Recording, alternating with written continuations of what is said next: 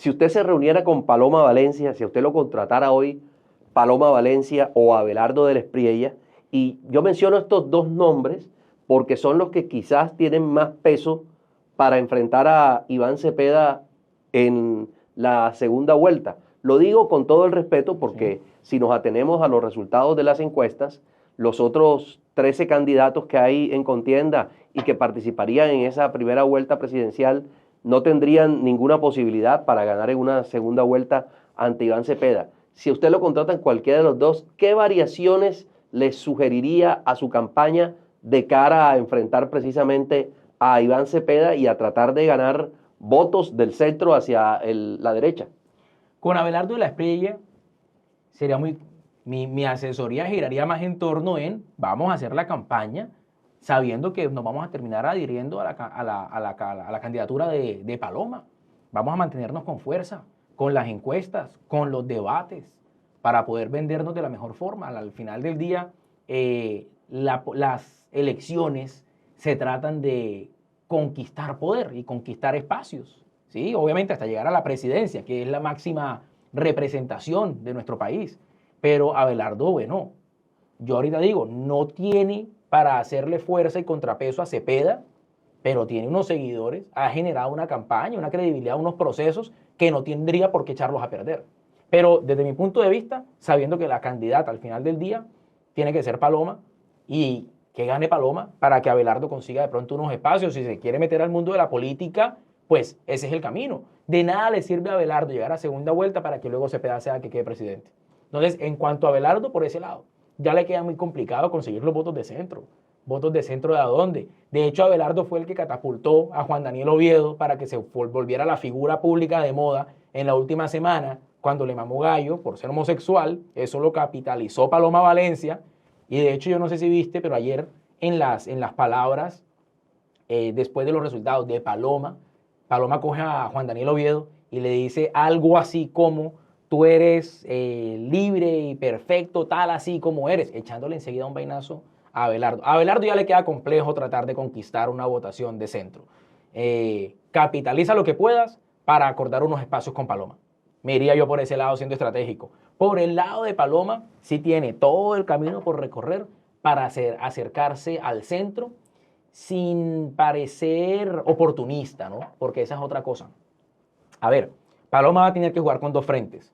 Una manera de acercarse al centro es entrar en una contienda y una disputa con el mismo Abelardo, porque es una representación de pronto de lo que la sociedad no quiere, de una extrema, tal, y alejarse un poco. Paradójico, porque ella viene del centro democrático, sí, pero le toca hacerlo. Entonces, esa es una forma. Y la otra es capitalizando esta figura que es Juan Daniel Oviedo. Yo creo que nos va a seguir dando de qué hablar. Le gritaban en la alocución que ella hizo, vice. Creo que está generando un fervor. Ella se tiene que comenzar a acercar al centro y, bueno, hay un tema que es interesante. En estos días hablaba con alguien y esta persona decía: Paloma tiene que conseguir de fórmula a alguien que sea de izquierda.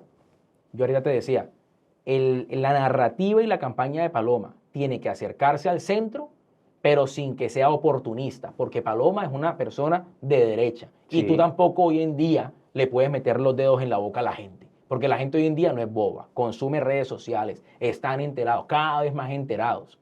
Entonces, siento que Juan Daniel Oviedo es esa figura que no le va a meter los dedos en la boca a la gente, porque es un man de centro, a veces tira para la derecha, a veces tira para la izquierda, pero puede ser esa bisagra que la acerque con un sector de la ciudadanía que se le puede hacer un poco más difícil de conquistar. Y además estuvo dentro del proceso de la gran encuesta, y además se sometió a las reglas de juego, y además en Francalit obtuvo más de 1.200.000 votos, de manera tal que no queda forzado. No queda forzado, y fíjate algo muy interesante. Los pasos que ha venido dando el Centro Democrático y Paloma Valencia para acercarse al centro han sido poco a poco, no han sido alocados, te lo pongo así. Primero fue que fuese Paloma Valencia y no María Fernanda Cabal. Ya hay un primer momento porque sí, María Fernanda Cabal representaba una derecha más con mayores convicciones. Es Paloma Valencia. Luego Paloma Valencia termina entrando a esta consulta que nace como una consulta de centro. El mero hecho de que Paloma entre a esta consulta y no en una consulta de extrema derecha como se ha hecho en otras ocasiones, es un segundo paso. Un tercer paso es el tema de Juan Daniel Oviedo. Ha venido siendo progresivo el acercamiento de Paloma al centro. Y algo que me parece muy importante es lo siguiente. Paloma se está acercando al centro de manera anticipada, pero anticipado desde un punto de vista positivo. ¿Por qué? Porque como te lo decía anteriormente, en segunda vuelta, esa puede ser el reto de cada candidato. Y si Paloma lo ha hecho desde primera vuelta, cuando Cepeda trate de hacerlo, le va a quedar un poco más complicado, porque ya va a aparecer más oportunismo político, mientras que si se hace desde ahora de manera progresiva, la gente lo va a recibir con mayor aceptación. ¿Qué papel tendrían, hablando del centro, de ese centro al que usted apela de pronto como el salvavidas o el que va a garantizar ese clúster necesario de diferentes sectores políticos para poder llegar a la presidencia? ¿Qué papel jugarían en ese caso un Sergio Fajardo o una Claudia López, que quizás son los mayores exponentes de ese centro político que, aunque apocado, no está borrado de la política en Colombia? Es correcto, y en la segunda vuelta todos los números van a entrar a sumar, porque cada detallito puede hacer la diferencia. Personajes como Sergio Fajardo y Claudia López acaba de sacar 500.000 votos, ¿Sí? Si no estoy mal. Sergio Fajardo, si las encuestas estaba por ahí, uno podría asumir que está alrededor de lo mismo, 500.000 hoy. Es decir, entre ambos podrían estar sumando matemáticas. Tú sabes que esto es tirando un número a lo loco, que no es así, pero 1 millón de votos hoy. Desde mi punto de vista, si las campañas se polarizan y todo se concentra en Cepeda y Paloma, eso no va a llegar al millón, sino un poco menos, ¿no? Pero igual, sea 1 millón, sean 800.000, sean 600.000 votos, van a jugar un papel importante en segunda vuelta, porque con 600.000 votos alguien se elige y alguien queda en el segundo puesto. Bueno, de hecho, la diferencia entre el presidente Petro y Rodolfo Hernández fueron 700.000 votos. Y en una ocasión, cuando Fajardo estaba en su mejor momento, 2018. Creo que también fue por menos, sí, que por eso, menos. Quizás 300.000, que no llegó a segunda vuelta. Petro es el que le gana por 300.000 votos, sí, los votos que cogió en su momento Humberto de la Calle. Así es. Y por una figura de esas, Fajardo no pasa a segunda vuelta y, entre otras cosas, no es presidente. Porque Fajardo en segunda, el problema de Fajardo es que nunca llega a segunda vuelta. Si Fajardo llega a segunda vuelta, es presidente por 300.000 votos. Entonces, volviendo a responder tu pregunta, tanto Fajardo como Claudia van a jugar un papel importante en segunda vuelta, siempre y cuando se animen a tomar posturas. Veo a una Claudia más encaminada a que tomara una postura. De Fajardo quisiera pensar igual, pero tenemos la experiencia de elecciones anteriores donde ha decidido irse a hacer otra cosa. Pero fíjese una cosa, en una virtual segunda vuelta en la que estén presentes Cepeda y Paloma Valencia, Claudia López nunca se la diría a Paloma Valencia, porque ella siempre está echándole vainas al uribismo. De hecho, en su discurso de agradecimiento del domingo, dijo, le ganamos al uribismo, íbamos contra el uribismo. Luego, entonces, no va con Paloma Valencia. Y en el otro caso, que es el de Sergio Fajardo, no se uniría a Abelardo de la Espriella si es el que enfrenta a Iván Cepeda. Entonces, digamos que o el uno o el otro no van a estar de acuerdo con alguno de los dos candidatos de derecha. Eso es cierto. Yo creería que en el caso de Claudia López, ella encuentra la forma, ¿no?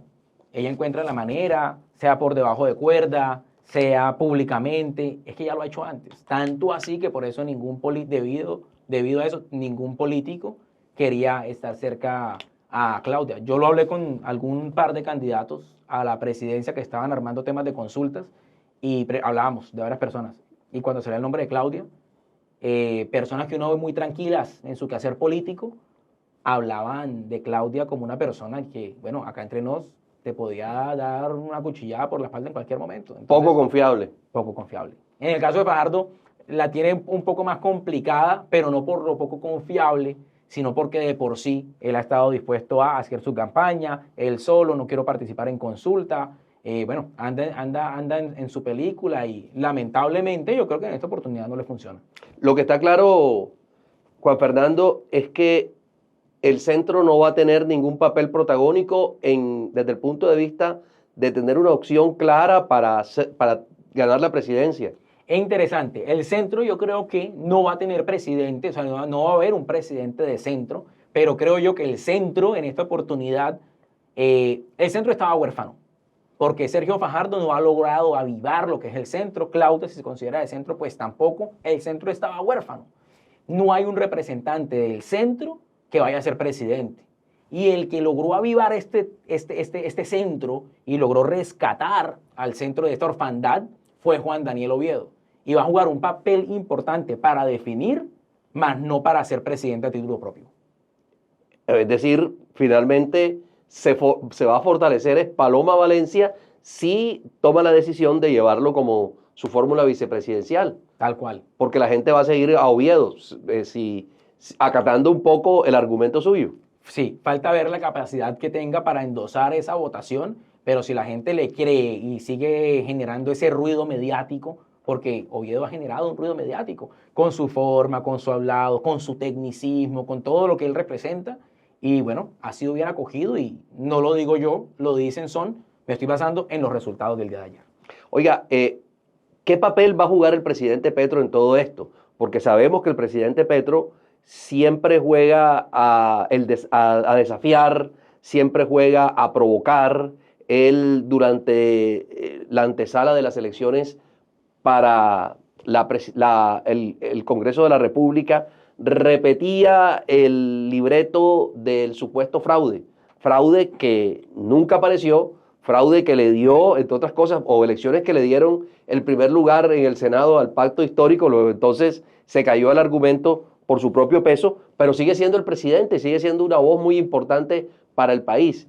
¿Usted cree que se va a poner la camiseta de Cepeda aún más? Tú lo has dicho, sigue siendo una voz muy importante para el país, en especial para una porción del país, ¿no?, que es la izquierda. Y respondiendo a tu pregunta, por supuesto que sí. Él sabe que él es una voz muy importante para el país y él sabe que él es una voz muy importante para la campaña de Cepeda. Por ende, va a continuar con su narrativa que se reduce y se simplifica en una narrativa de lucha de clases. Y volvemos al tema de por qué el efecto teflón. Independientemente de los desafíos legislativos, de los legislativos en materia de gestión pública, de desarrollo, de avances significativos y demás, la gente se deja llevar a esa narrativa de lucha de clases y ahí el presidente se mueve como un pez en el agua. Y eso lo va a seguir llevando para generar un fervor hacia la campaña de Iván Cepeda. Es decir, que el truco de quien sea el candidato de la contraparte del presidente, en este caso de Iván Cepeda, el truco es no caer en la fácil tentación de la provocación de Petro. Yo creo que estoy de acuerdo contigo, si ese es tu planteamiento, porque caer en esa narrativa que es responder a lo que Petro está haciendo, te puede garantizar unos resultados en primera vuelta. Pero yo creo que si alguien quiere quitarle el poder al presidente Petro, tiene que ser estratégico y jugársela. ¿Para qué? Para comenzar a pensar en segunda. Y eso implica comenzar a pensar un poquito como alguien de centro. Y el de centro no necesariamente tiene por qué entrar a chocar con el presidente. ¿Cómo se hace esto? Ya ahí entra todo un tema estratégico, comunicacional, los asesores, a saber dónde se ubican para poder acaparar el caudal electoral suficiente.